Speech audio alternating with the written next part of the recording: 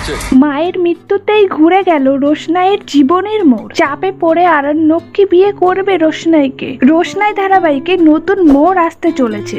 নায়িকার মায়ের মৃত্যুতে সে কোন বিপদের সম্মুখীন হবে।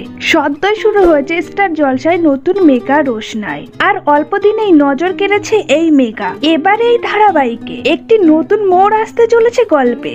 সদ্যই চ্যানেলের তরফ থেকে সেই প্রোমো প্রকাশ্য আনা হয়েছে। রোশনাই ধারাবাহিকের নতুন প্রোমোতে দেখা যাচ্ছে নায়িকার মায়ের মৃত্যু হয়েছে, অন্যদিকে তাকে বিয়ে করার জন্য খেপে উঠেছে এক মস্তান। ইতিমধ্যে যদিও সে রোশনাইয়ের মামার কাছে তার বিয়ের প্রস্তাব দিয়েছে। রোশনাইয়ের মায়ের মৃত্যুতে সে যেন সাপের 5 পা দেখে বসে। তার হাত থেকে বাঁচতেই পালাতে শুরু করে রোশনাই, কিন্তু পেরে ওঠে না।